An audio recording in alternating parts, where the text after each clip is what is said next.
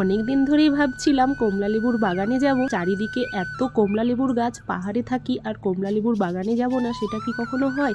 তাই বিকেলবেলা গিয়েছিলাম দুজনে মিলে কমলালেবুর বাগান দেখতে।